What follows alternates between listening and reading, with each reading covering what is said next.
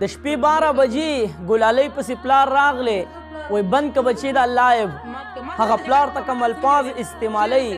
دا ویډیو وګورئ نو بیا سره ډېر ضروري پیغام شریک کوم هغه نوجوانانو دپاره چې غلط ګرځي هغه جینکو دپاره چې کوم پهاش دي کومې ټیک ټاک یې کوي نو هغوی له ډېر اهم پیغام ورکومه او دا پیغام به رسوئ مخکې راځئ اول دا ویډیو وګورئ بیا سره نورې خبرې کوم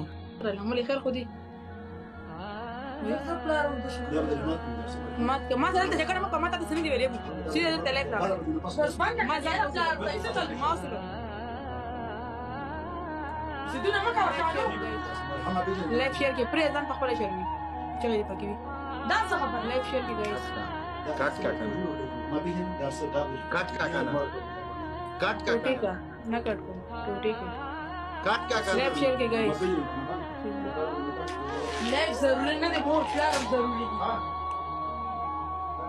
دی دا خبره نه کوم ستا پلار څه مسله لري دا پلار خبره نه ده کټ کا کنه چې پلار ته وایي کټ کا خو تا کې سړی دوب نشته کنه میچ لګا زونه کلکې پرې ښه میچ لګا ظالم پلار هم نه مني دا پلار ته څنګه انسان یې تاسو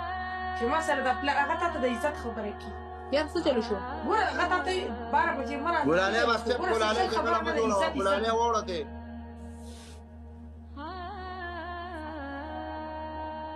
ګوره عزت خلک نه پیژنه زما پلار دی شپور اسکار کې زما پلار دی ما له خوبه پاسو تاسو ته وړاندې ډکتیو جوړه ته جوړه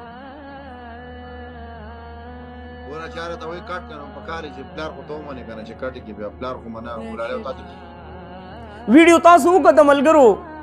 چې کوم الفاظ استعمال شوي دي چاته خپل والد محترم ته خو په دغه ټیم کې دې والد له پکارو چې په دغه لایف کې دا لور د دې نیولې وې نو زه ټولې دنیا ته به واضحه شوې وې چې زنده‌باد یو پلار ولګېدو خپله لور چې هغه د شپې په 12 بجې باندې لایف راغلې ده هغې له په زور کړل ټیک ټاک دا ټیک ټاک نه دی ملګرو دا ټیک ټاک دی ټیک ټاک یې د جهنم په لور باندې روان کړي ټیک ټاک یې د مور او د پلار نافرمانه جوړ کړو ټیک ټاک یې د شیطان سره زموږ دوستانه مضبوطه کړې ده چې هغه څه وایي حق کېږي نو سوچ کول پکار دی هغه جنکۍ چې کومې ټیک ټاک کوي کومې پهاش دي نو لا اله الا الله محمد رسول الله چې د دې جنکو انجام به ډېر زیات خراب وي انجام به څنګه خراب وي ملګرو د دې جینۍ یو مقصد دی د ژوند چې یاره زه کله غټه شم د خیره سره نو په ما پسې به بیا رشته راځي زما به ځان له یو کور وي زما به خاون وي زما به بچي وي د دې خلکو هغه مقصد نشته نو تاسو ما ته دا ووایئ چې دا جینۍ ده چېرې دا کار کوي نو سوچ کوئ په دې پسې رشته راځي کله چې په کلي علاقه باندې یو غلطه جینۍ وي نو څوک ورپسې رشته نه لیږي خپل بچي لی نه غواړي وایي ګوره خیال کوئ دا درنه کمیز او پرتوګ وباسي خیال کوئ دا د کور د راغونډېدو جینۍ نه ده دا د کور د ورانولو جینۍ ده نو څه چلو شي انجام یې صحیح په کور باندې زړه شي څوک ورپسې ځیم نه نو دا مقصد دی ستا د ژوند دا د حسن دا یو څو ورځې دا به تېرې شي دا ښکلا دا ښایست دا به ختم شي بیا به څه کې بیا انجام هم دقه چې د پلار په کور باندې زړه شي او دقه پوکي او وسویلي کوي چېرې دا یو د عزت ژوند مې تېر کړی وی نو اوس به مې خاون وی اوس به مې بچي وی نو په داسې جینۍ پسې بیا څوک رشته نه لیږي خپل کور پې نه تباه کوي نو زه دغه جینکو ته ویم چې ستاسو مقصد څه دی بیا د ځان نه د جینۍ دا نوم کټ کوي زه هلک یم خو که چېرې د جینۍ نوم په تا باندې پروت وي نو د حیا او د عزت ژوند تېر که زما د الله په ذات قسم وي د رشتو یو لاین به دومره ښکلې زندګي به چې د هغې به څه انتها نه دومره ښکلی ژوند به دي خو که په حیا او په عزت دې ژوند تېر کو هر سړی د حیا او د عزت جینۍ ته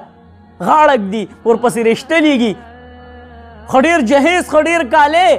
د څه د وجې وایي چې زموږ کور جوړ شي زموږ د دې بچي ژوند جوړ شي په داسې جینۍ پسې څوک رشته نه لیږي منم ستا به ښایست وي خو دا ښایست به دې د یو څو ورځو دپاره وي اوس هغه هم ده که یو بېعزته هلک دی کوي هغه نشم ویلی خو تا عزتداره کورنۍ کور ته نه لیږي دغه شان د هلک خبره هم کوم که ملک چې دا یو د عزت ژوند په کلي کې تېر کړي نو د هر مشر دا سوچي و یاره چې زما دا لور وکي دا هلک ډېر بهترین هلک دی ډېر زبردست هلک دی نو هغه ته بیا څه تکلیف نه وي کله چې هغه مور په رشته پسې ځي خو چې کله یو بدعملی او هغه غلط ګرځي نو د هغه د مور او د پلار خپې ستړې شي خو هغه له څوک خور لور په کلي علاقه باندې نه ورکوي ولې نه ورکوي وایي د دا انجام به ټیک نه وي زه د خپل خور لور ژوند نشم تباه کولی نو هغه له څوک رشته هم نه ورکوي نو دا زموږ دپاره یو ډېر د عبرت خبره ده که چېرې د حیا او د عزت ژوند تیر شو نو هر څه به ډېر تیر وي ستا به یوه زندګي وي ځکه د ژوند مقصد دا نه دی